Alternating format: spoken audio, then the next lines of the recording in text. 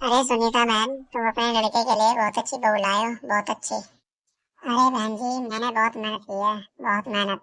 इतनी लड़की देखी मैंने कि मुझे यही पसंद आई थी बाद में, इसलिए मैंने इसी को अपनी बहू माना है। अरे बहन जी, आप तो ढूंढ के लाए हो बहुत अच्छी बहू, चलो हम कहते हैं कि ठीक है। लेकिन इसका व्यवहार सही रहे तो ही हम जाने ना कि कितनी अच्छी बहू है। क्योंकि इसकी शक्ल सूरत खराब होने से आप ही की जिंदगी बर्बाद हो जाएगी।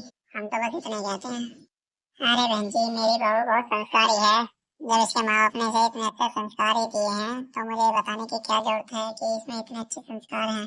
और मुझे तो मेरी बहू बहुत अच्छी लगती है। और वैसे भी मैं अपनी बहू को बहुत अच्छे परिवार से लाई हूँ। इसके घर वालों में बहुत अच्छे संस्कार हैं। सुन रही हो ना बहू, ये सब तुम्हारे बारे में क्या बोल रहे हैं? बहू, मुझे कभी तुम शिकायत का मौका तो नहीं दोगी ना?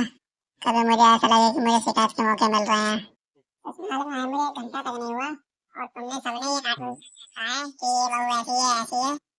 सासू माँ का व्यवहार सिखाने चलाने का शुरू हो गया है। मैं अभी तो यहाँ आई हूँ इस पे, और वैसे भी मैं यहाँ रहने वाली नहीं। मेरे पति का ट्रांसफर हो जाएगा और फिर मैं यहाँ से उड़न छू हो जाऊंगी। फिर तुम कितने भी कुछ भी करते रहना, मैं यहाँ नहीं रहने वाली। और सासू माँ क्या सोच रही है, मैं इनके साथ रहूंगी? मैं इनके साथ नहीं रहूंगी और ना ही मैं इनकी सेवा पानी करूंगी। अरे बहू, क्या हुआ? तुम कुछ बोल क्यों नहीं रही हो?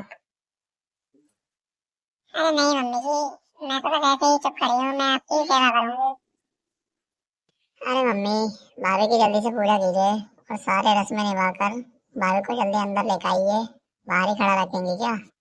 लगता है आप तो भाभी का सारा एग्जाम यहीं ले लोगी, सारा हिसाब किताब करके।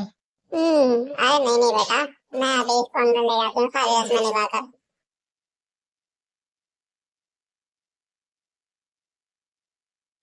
जी, हम तो बहुत किस्मत वाले हैं, हमें इतनी अच्छी बहू मिली है। हाँ सुनीता, हम बहुत किस्मत वाले हैं जो हमें इतनी अच्छी बहू मिली है।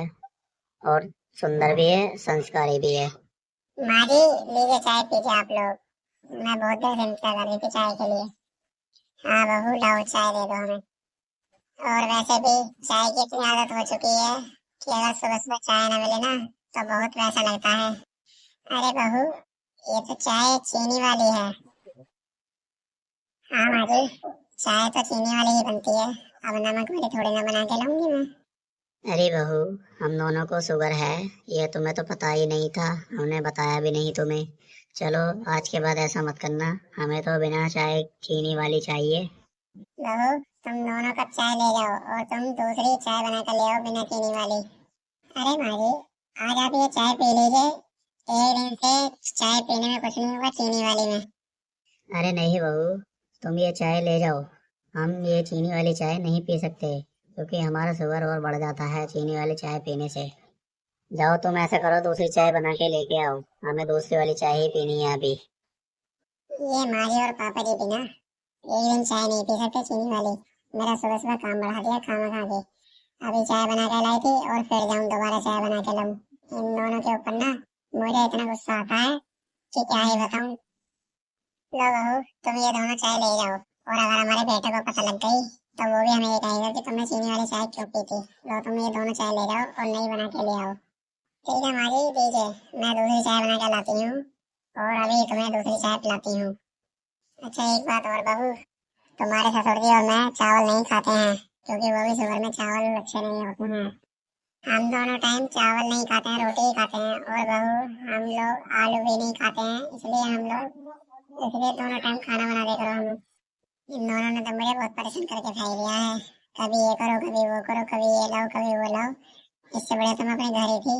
मैं इनके घर में गलत आ गई हूँ। सुनीता, मैं ये कह रहा हूँ कि हमारी बहू तो बस ऐसी ही नकारा भी क्या है।